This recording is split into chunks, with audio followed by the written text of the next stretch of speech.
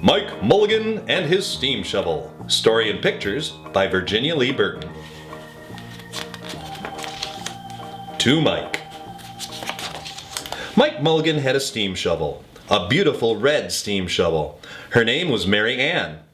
Mike Mulligan was very proud of Mary Ann. He always said that she could dig as much in a day as 100 men could dig in a week, but he had never been quite sure that this was true. Mike Mulligan and Mary Ann had been digging together for years and years. Mike Mulligan took such good care of Mary Ann she never grew old. It was Mike Mulligan and Mary Ann and some others who dug the great canals for the big boats to sail through.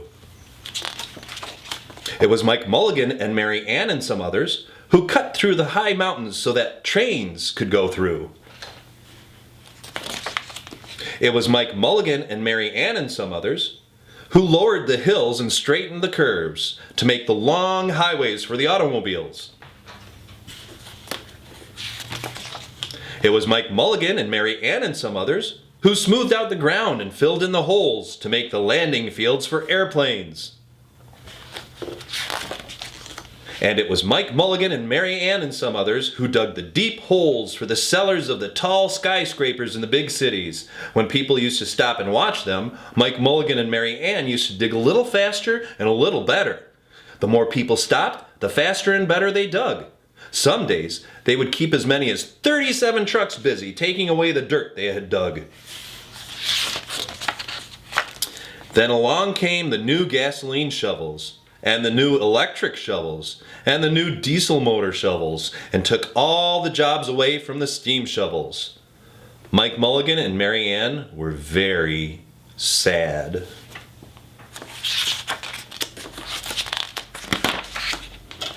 All of the other steam shovels were being sold for junk or left out in old gravel pits to rust and fall apart. Mike loved Mary Ann. He wouldn't do that to her. He had taken such good care of her that she could still dig as much in a day as 100 men could dig in a week. At least he thought she could, but he wasn't quite sure. Everywhere they went, the new gas shovels and the new electric shovels and the new diesel motor shovels had all the jobs. No one wanted Mike Mulligan and Mary Ann anymore. Then one day, Mike read in a newspaper that the town of Popperville was going to build a new town hall. "We are going to dig the cellar of that town hall," said Mike to Mary Ann, and off they started. They left the canals and the railroads and the highways and the airports and the big cities where no one wanted them anymore and went away out in the country. They crawled along slowly up the hills and down the hills till they came to the little town of Popperville. When they got there, they found that the selectmen were just deciding who should dig the cellar for the new town hall. Mike Mulligan spoke to Henry B. Swap, one of the selectmen. "I heard," he said, "that you are going to build a new town hall. Mary and I will dig the cellar for you in just one day." "What?" said Henry B. Swap. "Dig a cellar in a day? It would take 100 men at least a week to dig the cellar for our new town hall." "Sure," said Mike, "but Mary Ann can dig as much in a day as 100 men can dig in a week," though he had never been quite sure that this was true. Then he added, "If we can't do it, you won't have to pay." Henry B. Swap thought that this would be an easy way to get part of the cellar dug for nothing. So he smiled in a rather mean way and gave the job of digging the cellar of the new town hall to Mike Mulligan and Mary Ann. They started in early the next morning, just as the sun was coming up. Soon a little boy came along. "Do you think you will finish by sundown?" he said to Mike Mulligan. "Sure," said Mike, "if you stay and watch us. We always work faster and better when someone is watching us." So the little boy stayed to watch. Then Mrs. McGillicuddy, Henry B. Swap, and the town constable came over to see what was happening, and they stayed to watch. Mike Mulligan and Mary Ann dug a little faster and a little better. This gave the little boy a good idea. He ran off and told the postman with the morning mail, the telegraph boy on his bicycle, the milkman with his cart and horse, the doctor on his way home, and the farmer and his family coming into town for the day, and they all stopped and stayed to watch. That made Mike Mulligan and Mary Ann dig a little faster and a little better. They finished the first corner neat and square, but the sun was getting higher. Clang, clang, clang, the fire department arrived. They had seen the smoke and thought there was a fire. Then the little boy said, "Why don't you stay and watch?" So the fire department of Popperville stayed to watch Mike Mulligan and Mary Ann. When they heard the fire engine, the children in the school across the street couldn't keep their eyes on their lessons. The teacher called a long recess and the whole school came out to watch.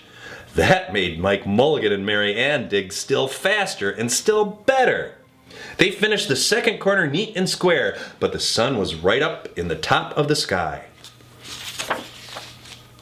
Now, the girl who answers the telephone called up the next towns of Bangerville and Bopperville, and Kipperville and Copperville, and told them what was happening in Popperville. All the people came over to see if Mike Mulligan and his steam shovel could dig the cellar in just one day. The more people came, the faster Mike Mulligan and Mary Ann dug. But they would have to hurry. They were only halfway through and the sun was beginning to go down. They finished the third corner neat and square.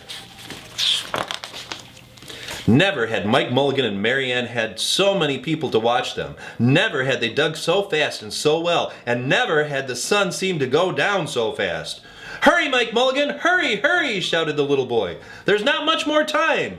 Dirt was flying everywhere, and the smoke and steam were so thick that people could hardly see anything. But listen! Bang, bang, crash, slam, louder and louder, faster and faster! Then suddenly it was quiet. Slowly, the dirt settled down. The smoke and the steam cleared away. And there was the cellar, all finished. 4 corners neat and square, 4 walls straight down, and Mike Mulligan and Mary Ann at the bottom. And then the sun was just going down behind the hill. "Hooray!" shouted the people. "Hooray for Mike Mulligan and his steam shovel! They have dug the cellar in just one day!" Suddenly the little boy said, "How are they going to get out?" "That's right," says Mrs. McGillicuddy to Henry B. Swap. "How is he going to get his steam shovel out?" Henry B. Swap didn't answer, but he smiled in a rather mean way. Then everybody said, "How are they going to get out?" "Hi, Mike Mulligan.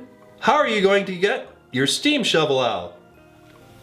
Mike Mulligan looked around at the 4 square walls and the 4 square corners and said, "We've dug so fast and we've dug so well that we've forgotten to leave a way out. Nothing like this had ever happened to Mike Mulligan and Mary Ann before, and they didn't know what to do. Nothing like this had ever happened before in Popperville. Everybody started talking at once, and everybody had a different idea, and everybody thought that his idea was the best. They talked and they talked, and they argued and they fought, till they were worn out, and still no one knew how to get Mike Mulligan and Mary Ann out of the cellar they had dug. Then Henry B. Swap said, "The job isn't finished because Mary Ann isn't out of the cellar, so Mike Mulligan won't get paid." And he smiled again in a rather mean way. Now the little boy, who had been keeping very quiet, had another good idea. He said, "Why couldn't we leave Mary Ann in the cellar and build the new town hall above her? Let her be the furnace for the new town hall, and let Mike Mulligan be the janitor. Then you wouldn't have to buy a new furnace, and we could pay Mike Mulligan for digging the cellar in just one day." "Why not?" said Henry B. Swap, and he smiled in a way that was not quite so mean. "Why not?" said Mrs. McGillicuddy. "Why not?" said the town constable. "Why not?" said all the other people. So they found a ladder and climbed down into the cellar to ask Mike Mulligan and Mary Ann. "Why not?" said Mike Mulligan. So it was decided, and everybody was happy. They built the new town hall right over Mike Mulligan and Mary Ann. It was finished before winter. Every day the little boy goes over to see Mike Mulligan and Mary Ann, and Mrs. McGillicuddy takes him a nice hot apple pie. As for Henry B. Swap, he spends most of his time in the cellar of the new town hall listening to the stories that Mike Mulligan has to tell and smiling in a way that isn't mean at all. Now when you go to Popperville, be sure to go down in the cellar of the new town hall. There they'll be, Mike Mulligan and Mary Ann. Mike in his rocking chair smoking his pipe, and Mary Ann beside him warming up the meetings in the new town hall.